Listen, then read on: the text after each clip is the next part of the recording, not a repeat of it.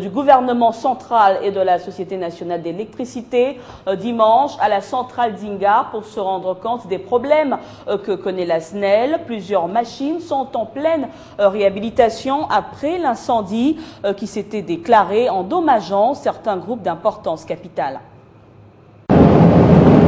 Une visite qui intervient après des incidents survenus le 5 janvier aux centrales hydroélectriques d'Inga de Zongo, conséquence des délestages intensifs de charges observés. Le directeur général de la SNEL, Eric Mbala, les ingénieurs s'emploient tout d'abord à expliquer à la délégation les causes des incidents, le niveau d'avancement des travaux de réhabilitation des groupes G26 et G24, mais également de toutes les machines qui posent problème. Fini l'exposé, cap vers la centrale d'Inga 1, question de palper du doigt la réalité. Les ingénieurs avec l'expertise internationale travaillent d'arrache-pied pour décanter la situation. Pour le groupe 24, nous sommes quand même très avancés sur les travaux de fiabilisation du groupe. Actuellement, nous sommes dans une phase d'équilibrage de la partie tournante du groupe. Des pièces de réchange, des transformateurs neufs un peu partout. La SNEL reste déterminée à renouveler l'ensemble des machines. Toutes les dispositions sont prises et que notamment la mise en exploitation du groupe G27 pourra sensiblement contribuer à l'accroissement des produits pour que la desserte soit améliorée et augmentée.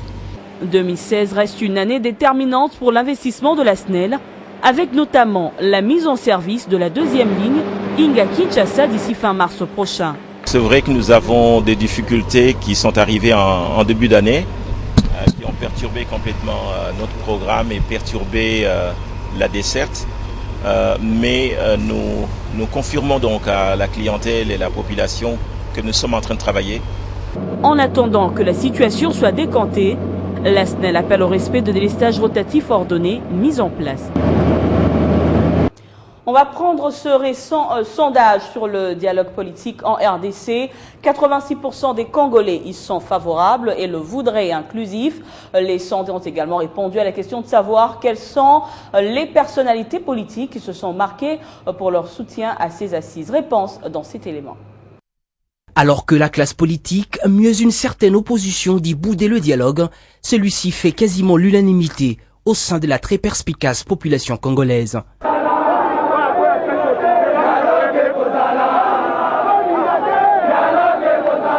Elle juge en effet à 86% nécessaire.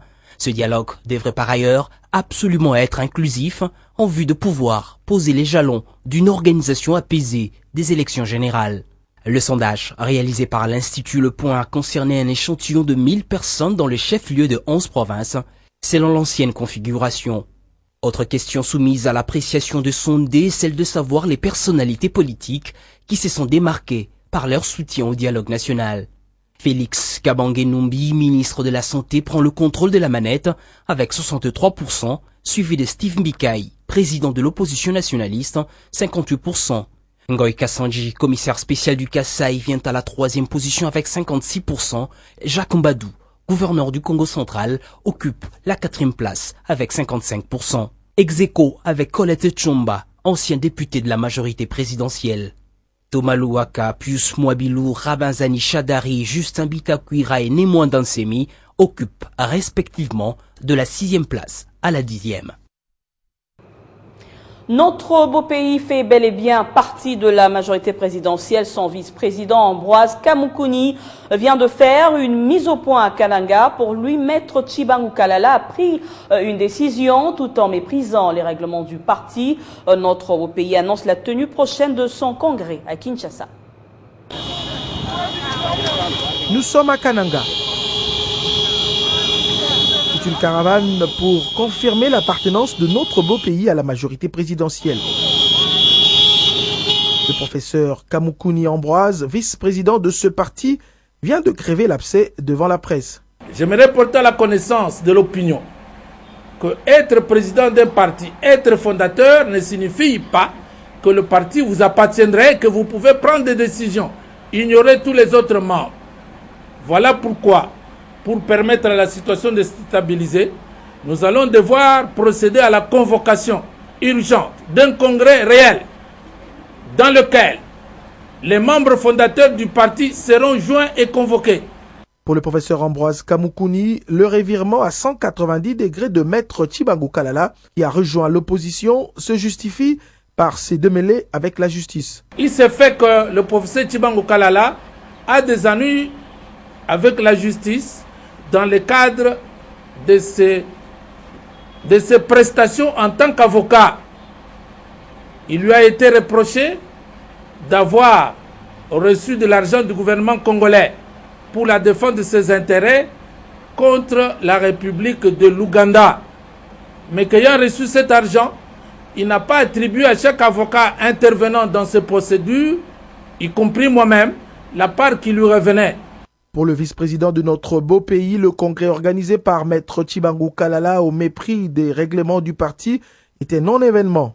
Les membres fondateurs du parti s'apprêtent à convoquer le vrai congrès dès la semaine prochaine à Kinshasa pour réaffirmer leur appartenance à la majorité présidentielle. Je vous le disais au sommaire, 171 médecins de la ville-province de Kinshasa des différents services sont bloqués des listings de paye pour le premier trimestre 2016.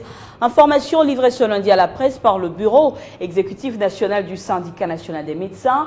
Pour le docteur Mankoy Badjoki, secrétaire général national du SINAMED, eh bien certains médecins ne sont pas fictifs.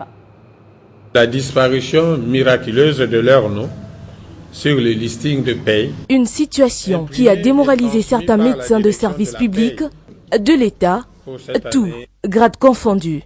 171 médecins au total, pour une enveloppe d'environ 100 millions de francs congolais, selon le bureau exécutif national du syndicat national de médecins. Il y a un malaise maintenant. Parmi les 171, j'ai précisé, il y a des médecins qui sont décédés. Il y a des médecins qui sont aux études. Tandis que quand vous lisez la note circulaire telle que modifiée à ces jours, les médecins aux études gardent le bénéfice de leur prime des risques. Mais malheureusement, la grande majorité sont ceux qui travaillent encore ici. En 2004-2009, le SINAMED a assuré la rédaction de listings de paye de médecins de service public à la grande satisfaction tant de médecins bénéficiaires que de leurs employeurs. Et à l'heure qu'il est, je crains même que son Excellence, Monsieur le Premier ministre, sera surpris. Parce qu'on a fait la session ordinaire du mois de janvier et on attendait qu'on continue parce que nous avons des petits problèmes. Et nous avons le problème de ces médecins qui traînent dans la rue tous les jours, qui sont en train de manifester. Maintenant, un autre problème surgit. De ces 171 médecins, au moins une vingtaine ont des engagements avec une banque de la place dans les cadres du crédit véhicule, crédit immobilier ou de crédit à consommation. Écho des partis politiques à l'Union nationale des fédéralistes du Congo, les deux représentants du parti à la majorité présidentielle ont été présentés aux cadres et militants de l'UNAFEC. Il s'agit de Marcel Ilungaleu et Bijou Mouchitoukat et c'était au cours d'une cérémonie d'échange des vœux. Regardez. C'est un accueil chaleureux réservé au président de l'Union nationale des fédéralistes du Congo, UNAFEC, Marcel Ilungaleu. Nous sommes en plein Matongé et municipalité très mouvementée de Kinshasa, un lieu choisi par l'UNAFEC pour cette cérémonie et d'échange de vœux. L'occasion était aussi de présenter aux militants le deux cadres du parti et qui vont représenter l'UNAFEC au sein du bureau politique de la majorité présidentielle. Marcel Ilungaleu et Bijou Mouchitoukat. Je voudrais d'abord rendre hommage au chef de l'État à qui il a plu de m'accepter pour que je puisse siéger au sein du bureau politique de la majorité présidentielle. Nous voulons lui rassurer que tous les militants et toutes les militantes de l'UNAFEC seront derrière lui pour soutenir son action. Les deux représentants de l'UNAFEC vont devoir défendre valablement les couleurs du parti au sein de la MP. Nous allons chercher à travailler d'une manière sincère en respectant la charte de la majorité présidentielle et tout en étant derrière le chef de l'État parce que comme vous le savez, la majorité présidentielle, c'est une plateforme du chef de l'État. Et nous devons siéger pour soutenir l'action du chef de l'État. Et je ferai de tout mes mieux avec tous les membres, de sorte que nous puissions mener à bien le combat que le chef de l'État est en train de mener. Et comme vous le savez, c'est pendant la période du dialogue, nous voulons absolument qu'il y ait un dialogue inclusif où les enfants de ce Congo vont se parler pour trouver des solutions appropriées aux problèmes des élections. Et c'était à la foire internationale de Kinshasa à laquelle la majorité présidentielle avait présenté ses représentants des partis politiques en son sein et les autres partis adhérents. Bonne nouvelle pour les habitants de la commune de Ngiringiri et les alentours. Un autre point de vente de la farine de maïs vient de voir le jour en plein marché de Bayaka, devant bourgmestre et administratif du parc agro-industriel de Bukangalozo. L'inauguration de l'espace s'est déroulée en toute quiétude. Merci, merci, c'est pour dire la famine, la population d'Ngiringiri et une partie de Boumou, de Makala et de Kalamou attendait toujours le magasin Bukangalozo. Ces mots du bourgmestre de cette municipalité d'Ngiringiri donnent un sens le moins patriotique à cette action. C'est le 6e espace ouvert à Kinshasa. La vision du chef de l'État, celle de rendre l'autosuffisance alimentaire effective en RDC, n'est plus un vœu pieux. Le président de la République, Joseph Kabila Kaba, n'a jamais menti. Quand il promet, il réalise. Voilà la concrétisation aujourd'hui, ici chez nous. Dans ces conteneurs, la population découvre la farine de maïs jaune et blanc à un prix très abordable.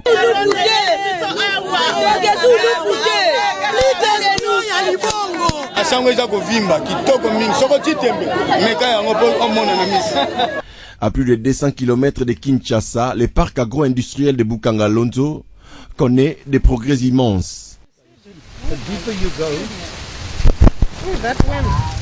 Les travaux avancent.